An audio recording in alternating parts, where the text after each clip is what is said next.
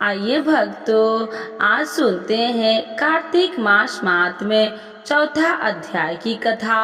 तो एक बार बोलिए प्रेम से विष्णु भगवान की जय, लक्ष्मी माता की जय, राधे कृष्ण भगवान की जय। माता शारदा की कृपा लिखूं भाव अनमोल, कार्तिक महात्म्य का कहूँ चौथा अध्याय खोल। नारद जी ने कहा, ऐसा कहकर भगवान विष्णु मछली का रूप धारण करके आकाश से जल में गिरे। उस समय विंध्याचल पर्वत पर तप कर रहे महर्षि कश्यप अपनी अंजलि में जल लेकर खड़े थे। भगवान उनकी अंजलि में जा गिरे। महर्षि कश्यप ने दया करके उसे अपने कमंडल में रख लिया। मछली के थोड़ा बड़ा होने पर महर्षि कश्यप ने उसे कुएं में डाल दिया। जब वह मछली कुएं में भी न समा सकी तो उन्होंने उसे तालाब में डाल दिया। जब मछली तालाब में भी न आ सकी तो उन्होंने समुद्र में डाल दिया। वह मछली वहाँ भी बढ़ने लगी। मत्स्य रूपी भगवान विष्णु ने इस शंखाचूर का वध किया और शंखाचूर को हाथ में लेकर बद्री वन में आ गए। वहाँ उन्होंने संपूर्ण ऋषियों को बुलाकर इस प्रकार आदेश दिया, मुनीश्वरों, तुम जल के भीतर बिखरे हुए वेद मंत्रों को खोज करो और जितनी जल्दी हो सके उन्हें सागर से जल से बाहर निकाल आओ। तब तक मैं देवताओं के साथ प्रयाग में ठहरता हूँ। तब उन तपोबल से संपन्न ऋषियों ने यज्ञ और बीजों सहित संपूर्ण वेद मंत्रों का उद्धार किया।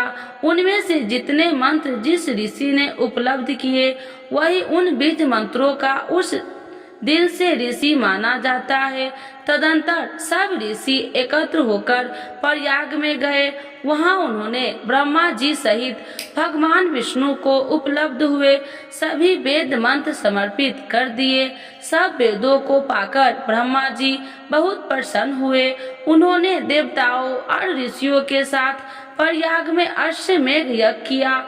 यज्ञ समाप्त होने पर सब देवताओं ने भगवान से निवेदन किया, देवादिदेव जगन्नाथ, इस स्थान पर ब्रह्मा जी से खोए हुए वेदों को पुनः प्राप्त कर लिया और हमने भी यहाँ आपके प्रसाद से यज्ञ भाग पाए हैं।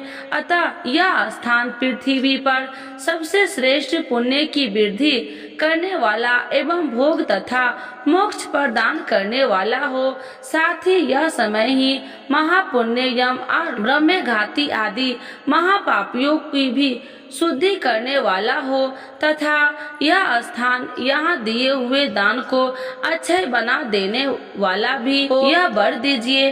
भगवान विष्णु बोले, देवताओं, तुमने जो कुछ कहा है वह मुझे स्वीकार है। तुम्हारी इच्छा पूर्ण हो। आज से यह स्थान ब्रह्म क्षेत्र के नाम से प्रसिद्ध होगा।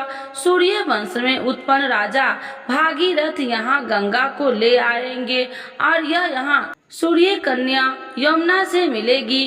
ब्रह्मा जी और पुत्र सब देवता मेरे साथ यहाँ निवास करो। आज से यह तीर्थराज के नाम से विख्यात होगा। तीर्थराज के दर्शन से तत्काल सब पाप नष्ट हो जाएंगे। जब सूर्य मकर राशि में स्थिर होंगे उस समय वहाँ स्नान करने वाले मनुष्यों के सब पापों का यह तीर्थ नाश करेगा। यह काल भी मनुष्य के लिए सदा महान पुण्य काल देने वाला होगा। माघ में सूर्य के मकर राशि में स्थिर होने पर यहाँ स्नान करने से सालोक के आदि फल प्राप्त होंगे। देवादिदेव भगवान विष्णु देवताओं से कहा, ऐसा कहकर ब्रह्मा जी के साथ वहीं अंतर ध्यान हो गए।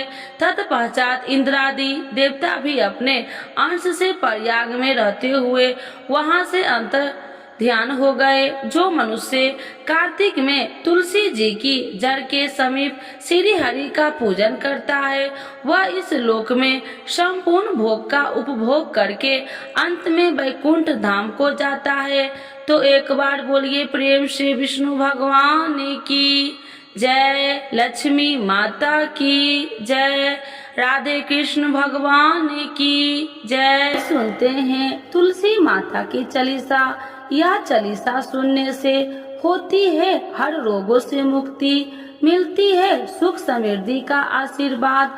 तो एक बार बोलिए प्रेम से विष्णु भगवान की जय, तुलसी माता की जय, भगवती माता की जय। श्री तुलसी महारानी करु विनय सिरनाय, जो मम हो संकट विकट दीजे मात नसाय। नमो नमो तुलसी महारानी, महिमा अमित न जाए बखानी, दियो विष्णु तुमको सम्माना, जग में छायो सुयस महाना। विष्णु प्रिय जय जयंती भवानी, तिहु लोक की हो सुख खानी। भगवत पूजा करे जो कोई, बिना तुम्हारे सफल न हो। जिन घर तब नहीं होए निवासा, उस पर करे विष्णु नहीं वासा।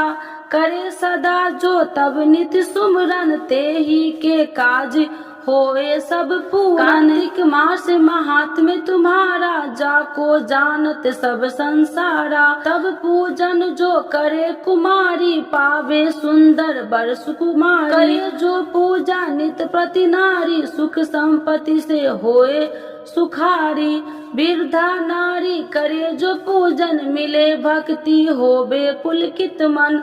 श्रद्धा से पूजे जो कोई, भवनिधि से तर जावे सोई। कथा भागवत यज्ञ करावे, तुम बिन नहीं सफलता पावे। छायो तब प्रताप जग भारी, ध्यावत तुम्हि सकल चितधारी। तुम्हि मात यत्र तंत्र में, सकल काज सीधे होवे क्षण में। औषधि रूप आप हो माता, सब जग में तब यश विख्याता। देव ऋषि मुनि और तपधारी, करत सदा तब जय जयकारी। वेद पुराणन तब यश ज्ञाया, महिमा अगम पार नहीं पाया। नमो नमो जय सुख कारिणी, नमो नमो जय दुख निवारिणी। नमो नमो सुख संपत्ति देनी, नमो नमो अख काटन छेनी।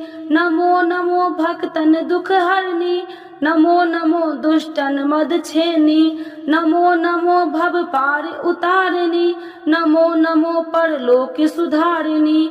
नमो नमो निज भक्तन उबारिणी, नमो नमो जन काज सवारिणी। नमो नमो जय कुमति नशावनी, नमो नमो सब सुख उपजावनी। जयति जयति जय तुलसी माई, ध्याऊ तुमको शीश नवाई। निर्जन जानी मोहि अपनाओ, बिगड़े काज आप बनाओ। करूँ विनय मैं मात तुम्हारी, पूरन आशा करूँ हमारी। शरण चरण कर जोड़ी मनाओ, निस दिन तेरे ही गुण गाऊं। करहु मात यश अब मोह पर दाया, निर्मल होए सकल मम काया। मांगू मात या बर दीजे, सकल मनोरथ पूरन कीजे। जानू नहीं कुछ नेम उचारा, क्षमहु मात अपराध हमारा। 12 मास करे जो पूजा, ताशम जग में और न दूजा। प्रथम ही गंगा जल मंगवावे, फिर सुंदर स्नान करावे। चंदन अक्षत पुष्प चढ़ावे, धूप दीप नैवेद्य लगावे। करे आचमन गंगा जल से, ध्यान करे हृदय निर्मल से। पाठ करे फिर चालीसा की, स्तुति करे मात तुलसी की। यह विधि पूजा करे हमेशा, ताके तन नहीं रहे कलेशा। करे मास कार्तिक का साधन, शोभे नित्य पवित्र सिद्ध होई जाई। है यह कथा महासुखदाई, पढ़े सुने सो भव तर जाई। यह श्री तुलसी चालीसा, पाठ करे जो कोई। गोविंद सो फल पावही, जो मन इच्छा होई। तो एक बार बोलिए प्रेम श्री विष्णु भगवान की जय, तुलसी माता की जय, भगवती माता की जय, सर्व देवी देवताओं की जय।